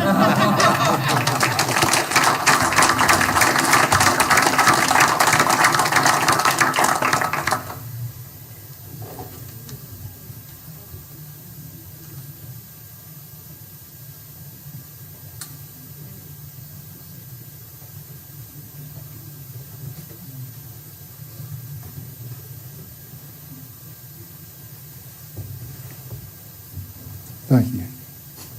Now can we go ahead with the, just want to make sure. Motion, Alan. Motion to go into executive session. Do I hear a second? Second. All those in favor signify by saying aye. Aye. Okay. We're going to move into executive session. We're going to go upstairs to the conference room up there on the 10th floor. You're welcome to stay. I can't tell you how long we're going to be gone or anything else until we get up there and meet. But I appreciate everybody showing up today. Hope to see you again. Thank you.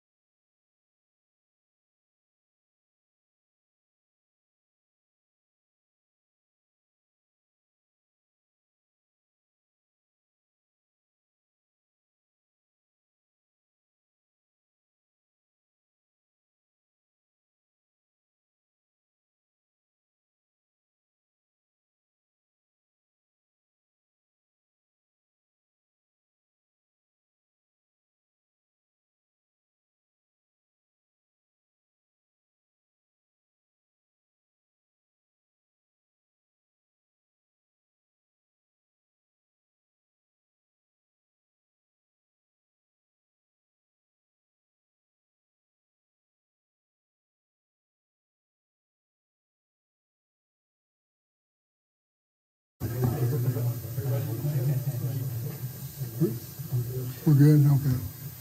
I'd like to call this regular meeting back into order and move out of executive session. Do I hear a motion? So moved. Got a Second. motion, second. All those in favor? Signify by- Aye. And we're now back in the regular meeting. As per law, we report on our actions in the executive session when we take actions. First, let me say that Lorie obviously has been to the department for a long time, 41 years. We've known that her retirement date was coming up in August, so even though we were somewhat surprised at the timing of it, it's not like it caught us completely off guard. So I know myself, as the other commissioners over the last year or so, have taken that into account and have considered what the future looks like for the department. I think Philip Tauto said it best up there, if it ain't broke, don't fix it. We're very happy with the direction the department's going. We feel like things are in the right track. We're making progress in the areas where we're deficient. There's no reason to change course. That said, we asked ourselves that question, are we going in the right direction? We checked the box there. Do we have the talent in the department? We checked the box there. And do we have somebody we think's a clear-cut choice? And we checked the box there. So I would entertain a motion to approve the next director of Arkansas State Highway, or the Arkansas Department of Transportation is Jared Wiley. So moved. We have a motion and a second. Any other discussion? All those in favor signify by saying aye. Aye. Aye. Congratulations, Jared.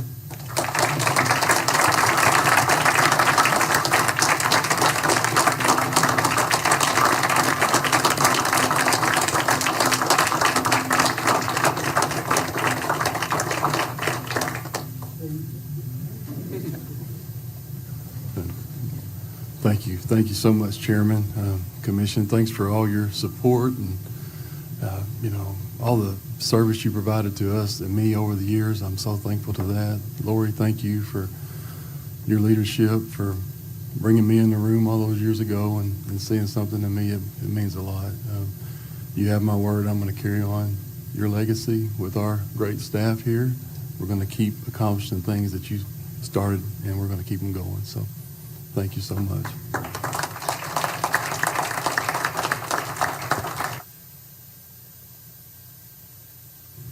Lorie, did you have anything?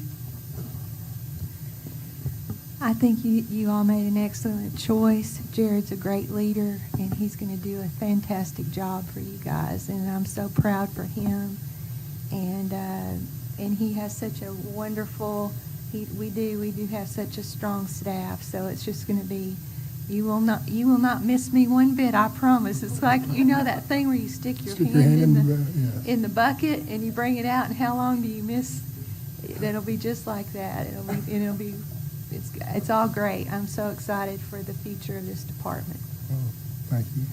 Any other commissioner have anything to add? Again, Jared, we know you'll do a fantastic job. The commissioners are all pulling for you. Your success is their success. And I know we've got a bright future ahead for the department. So thank you again. Thank you for everybody who stayed and waited through this process. And I'll entertain a motion to adjourn. Second. All those in favor? Aye. We are adjourned.